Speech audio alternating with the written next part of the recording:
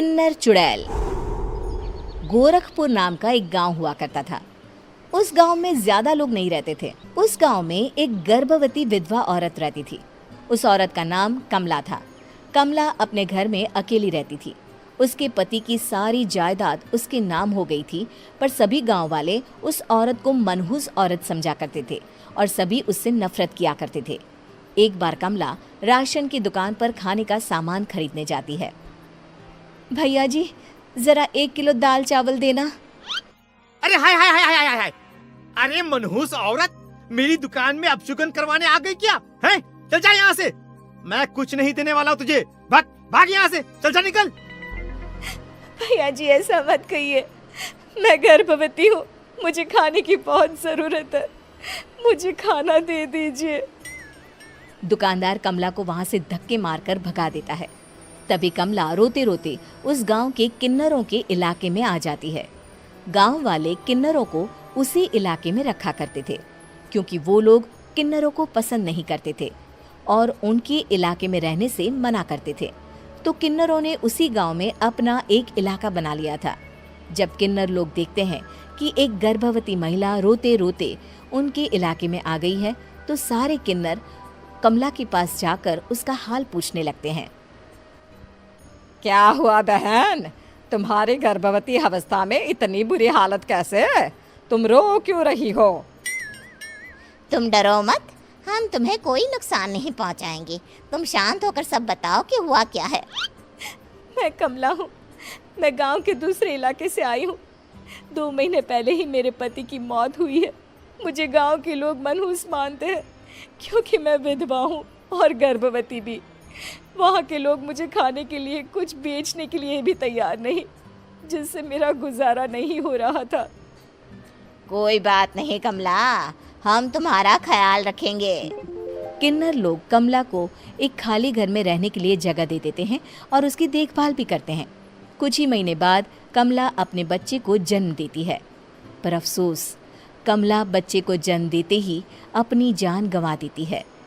जब सब किन्नर बच्चे को देखते हैं तो बहुत खुश हो जाते हैं, क्योंकि वो बच्चा भी किन्नर ही था। कमला ने एक किन्नर बच्चे को जन्म दिया था। अब इस बच्चे की देखभाल कौन करेगा?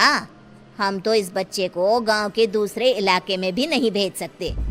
और तो क्या हुआ, इस बच्चे की माँ नहीं रही तो हम इसे पालेंगे।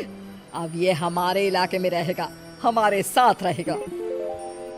फिर वो किन्नर उस किन्नर बच्चे को गोद ले लेते हैं, उसका नामकरण कराते हैं। उस किन्नर बच्चे का नाम शक्ति रखा जाता है। देखते ही देखते शक्ति बड़ी होने लगती है। उसके रंग रूप बहुत सुंदर थे। वो बहुत सुंदर किन्नर दिखती है। एक दिन शक्ति एक किन्नर से पूछती है, माँ जी सुनिए ना, ये गांव के दूसरे इलाके में भी तो लोग रहते हैं, तो हम वहाँ क्यों नहीं जाते? हम उनसे अलग क्यों रहते हैं? शक्ति, क्योंकि वो लोग हमारे जैसे नहीं, वो लोग हमें पसंद नहीं करते, इसीलिए हम उनसे अलग रहते हैं। क्यों? वो हमें क्यों पसंद नहीं करते? मुझे एक बार उस इलाके में जाना है। मैं एक बार वहाँ जाकर घूम कर आऊँ। शक्ति, खबरदार, जो तू उस इलाके में कभी भी गई तो अपनी जान नहीं गंवाना चाहती तो उस इलाके में कभी कदम भी नहीं रखेगी, समझी? इतना कहकर वो किन्नर वहाँ से चली जाती है। शक्ति उस किन्नर की बात सुनकर बहुत रोती है। माँ जी, ऐसा कैसे कह सकती हैं? उन्होंने इतनी सी बात के लिए मुझे इतना डांटा। अब तो मैं उस इलाके में ज़रूर जाऊंगी। फिर एक दिन शक्ति गांव के दूसरे इलाके में चुपके से जाती है। ये लोग तो हमारे जैसे ही इंसान हैं, तो ये हमसे नफरत क्यों करते हैं? जब शक्ति उस इलाके में पहुंचती है तो गांव के सारे आदमी उसके रूप से मोहित हो जाते हैं। वो लोग ये अंदाज़ा नहीं लगा पाते कि वो किन्नर है। शक्ति की सुंदरता देखकर सारे गांव वाले उसकी तारीफ करने लगते हैं। तभी गांव का चक्कर लगाने गांव के जमींदार का बेटा हर्ष वहां पहुंचता है। हर्ष भी दिखने में बहुत सुंदर होता है। जब हर्ष ने शक्ति को देखा तो वो भी उससे मोहित हो गया, और जब शक्ति की नज़र हर्ष पर पड़ी तो वो हर्ष को देखकर मोहित हो गई। आपको पहले कभी इस गांव में देखा नहीं। इस गांव में आप नए हैं क्या? जी नहीं, वो मैं बस। तभी शक्ति बोलते बोलते रुक जाती है और मन में सोचने लगती है, अगर मैंने इनको बता दिया कि मैं दूसरे इलाके से आई हूँ तो वो समझ जाएंगे कि मैं किन्नर हूँ, इसलिए मुझे इनसे झूठ ही बोलना पड़ेगा। शक्ति हर्ष को कहती है, जी हाँ, मैं इस गांव में नई आई हूँ, यहाँ अकेली रहती हूँ। वैसे आप कौन है? आप भी इसी गांव में रहते हैं? जी हाँ, मैं इस गांव के जमींदार का बेटा हूँ। आपको किसी भी चीज की जरूरत पड़े तो आप मुझे बता देना, मुझे अच्छा लगेगा। ऐसे ही शक्ति और हर्ष एक दूसरे से रोज मिलने लगते। वो दोनों अपने प्यार का इजहार करने एक दूसरे से मिलने जाते हैं। तभी शक्ति का पीछा करते करते एक किन्नर वहां आ जाती है। शक्ति, शक्ति, मैं तुमसे बहुत प्यार करता हूँ। मैं तुमसे शादी करना चाहता हूँ। क्या तुम मुझसे शादी करोगी? हाँ हर्ष, मैं तुमसे शादी करूँगी, पर मैं तुमको अपने बारे में एक सच्चाई बताना चाहती हूँ जो मैंने तुमसे छुपा कर रखी है। तभी उनके बीच में ही वो किन्नर आ जाती है। शक्ति, तेरी हिम्मत कैसे हुई ऐसा करने की? वो किन्नर शक्ति को खींचकर गांव के जमींदार के पास ले जाती है। हर्ष भी वहां शक्ति को बचाने के लिए पहुंच जाता है। जमींदार शक्ति और हर्ष के प्यार के बारे में सुनकर गुस्से में आ जाता है और शक्ति को गांव के बाहर निकालने की सजा देता है। शक्ति ये बात सहन नहीं कर पाती और कुएं में कूदकर अपनी जान दे देती है। जमींदार हर्ष की शादी गांव की एक लड़की से करवा देता है, पर हर्ष इस शादी से खुश नहीं होता। शक्ति अपना बदला लेने के लिए मरने के बाद किन्नर चुड़ैल बन जाती है। अब मैं इन गाँव वालों को नहीं छोड़ूंगी, अब इनसे मैं अपने प्यार का बदला लूंगी। किन्नर चुड़ैल गांव वालों को परेशान करना शुरू कर देती है।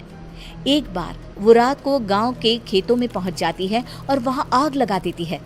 सारी फसल जल के राख हो जाती है। जब एक आदमी रात को उठकर देखता है कि खेत में आग लग गई है तो वो वहां पहुंच जाता है।